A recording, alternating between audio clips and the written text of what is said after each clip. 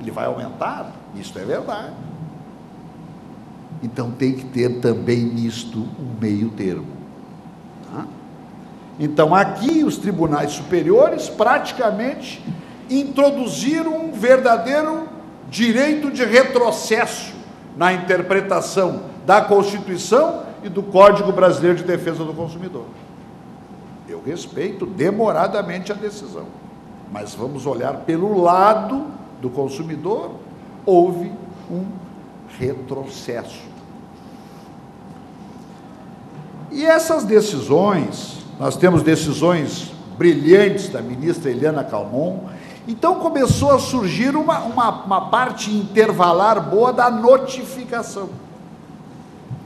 E nós estamos trabalhando com a notificação recente, normalmente até 6 meses.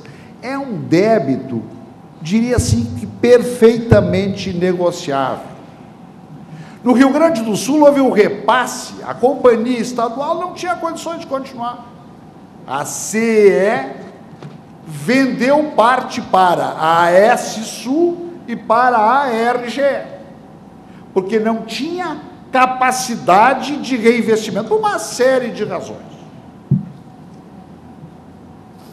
E no momento que a ARGE e a AS Sul assumiram, houve uma enxurrada de processos de cobrança, especialmente de municípios, que quando a CE pretendia cobrar, havia uma movimentação, uma injunção política para inviabilizar esta cobrança.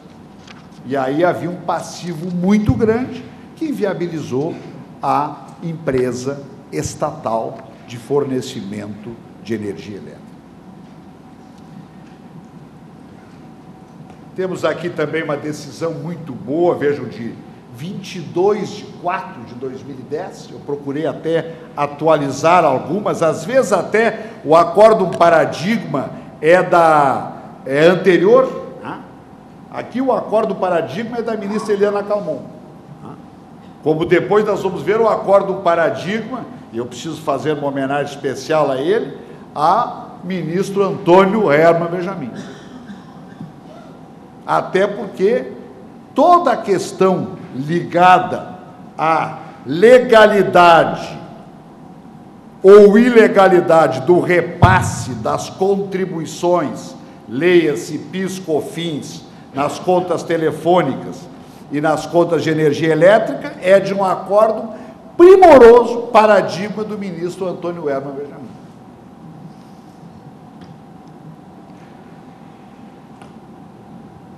E aqui segue também esta possibilidade.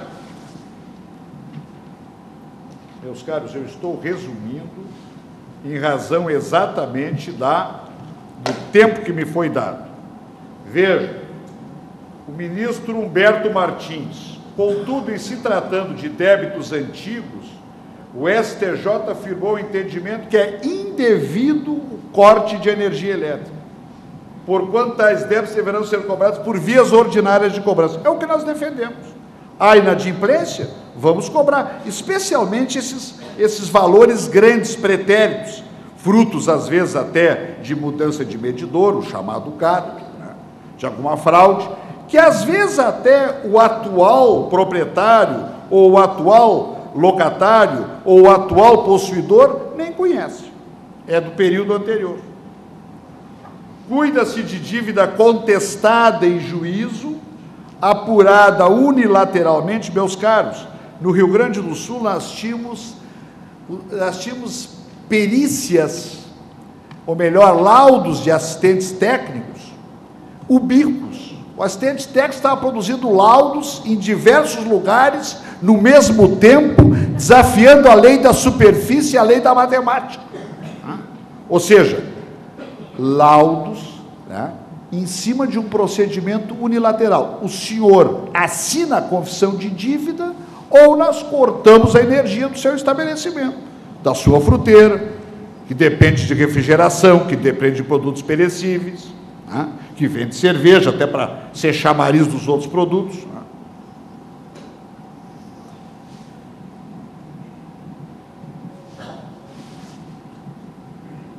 Também no Rio Grande do Sul, há esta preocupação muito grande. Aqui um acórdão do desembargador Jorge Marasquim dos Santos, 14 de 4 de 2010, admissível a suspensão do fornecimento de energia elétrica em relação a débitos atuais, está ali nesse acordo, débitos atuais e com notificação prévia. Então, isto vem sendo... Pois não, obrigado. Isto vem sendo convalidado, eu diria assim que majoritariamente no Tribunal de Justiça do Rio Grande do Sul e vem crescendo no Superior Tribunal de Justiça. E aqui mais um julgado lá do Rio Grande do Sul, do desembargador Carlos Roberto Lofeu Caníbal, em 24 de 3 de 2010. Questão interessante, ele coloca assim: tratando-se de débito pretérito, como de recuperação de consumo, é o caso do gato, que tem irregularidade no medidor, às vezes não é o gato propriamente dito, se mexe, irregularidade na medição de energia, o entendimento majoritário é pela impossibilidade da suspensão da energia elétrica. E aqui interessante, quando exercida por credor econômica e financeiramente mais forte,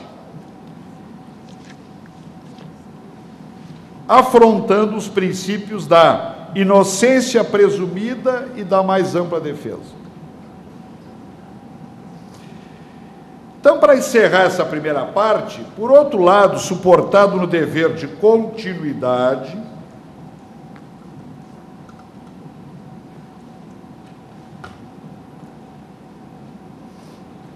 dos serviços essenciais, disciplinado pelo CDC, há corrente que defende a aplicação dos direitos protetivos do consumidor. Em primeiro lugar, a energia elétrica é serviço público essencial, estipulado no artigo 10, inciso 1º da Lei de Greve.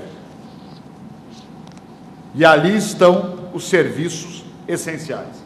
Segundo, já que os serviços essenciais devem ser contínuos, conforme artigo 22 e artigo 10, inciso 1º, não pode o fornecedor interromper seu fornecimento por inadimplência do consumidor.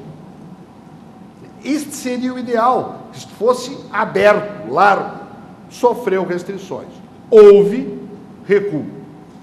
Terceiro, ao promover o corte, o fornecedor utiliza a prática abusiva. É a nossa clássica ameaça na cobrança de créditos, de débitos, do artigo 42 do CDC. Normalmente com situações muito constrangedoras. O que é expressamente vedado pelo Código de Defesa do Consumidor.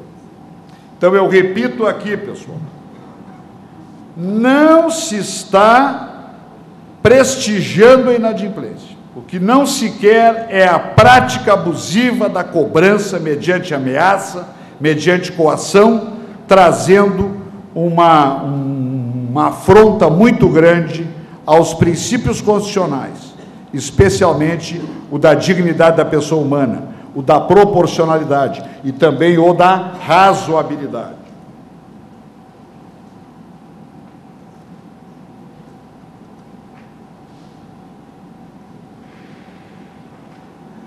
Entendo que qualquer norma infraconstitucional que ofenda os direitos consagrados pelo Código de Defesa do Consumidor está ferindo a Constituição e, consequentemente, deve ser declarada como inconstitucional. A Lei da Concessão de Serviço Público, 8987/95, ao afirmar que não se caracteriza como descontinuidade do serviço a sua interrupção por inadimplemento do usuário, considerado o interesse da coletividade, artigo 6º, parágrafo 3º, inciso 3º, aliás, inciso 2º. Na realidade, está se praticando verdadeiro retrocesso ao direito básico do consumidor, estampado no artigo 6º, inciso 10º, artigo 22 do CDC. aceitar a possibilidade de corte de energia elétrica implica flagrante retrocesso ao direito do consumidor, consagrado em nível constitucional. Logo, o princípio da proibição de retrocesso veda que lei posterior possa desconstituir qualquer garantia constitucional. E aí nós, não vou tocar nisso, poderíamos falar sobre a hierarquia do processo legislativo. Eu costumo usar a expressão química da valência. Esta matéria tem valência maior do que matérias de infraconstitucionais com valência menor.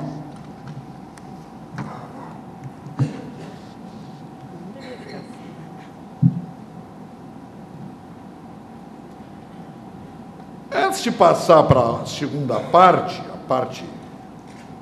Opa! Vou procurar agilizar um pouco. Mas eu quero só fazer uma colocação que é importante.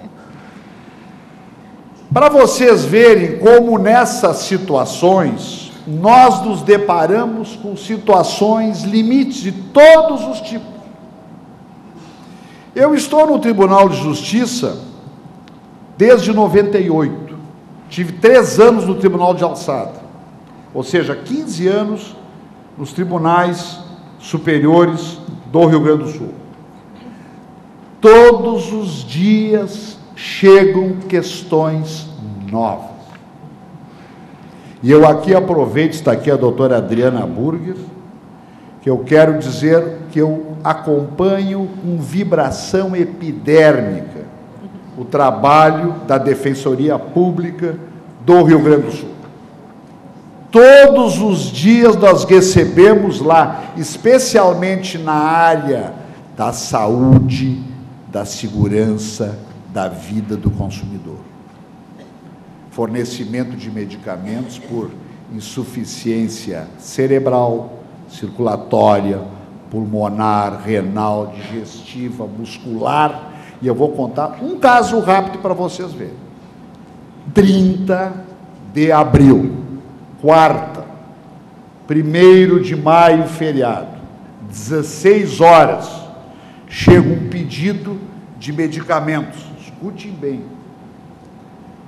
6 Viagra dia de 4 em 4 horas para insuficiência pulmonar.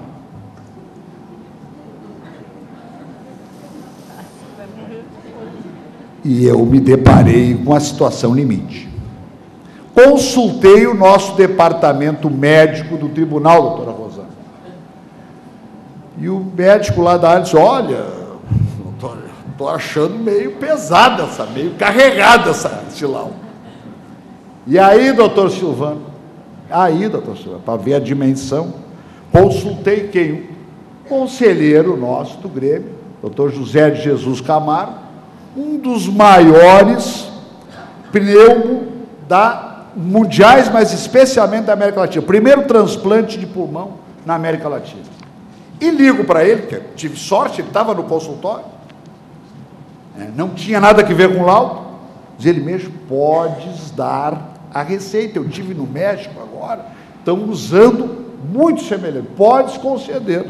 Bom, eu também intimamente vibrei com aquela dosagem, eu pensei no futuro. Resultado,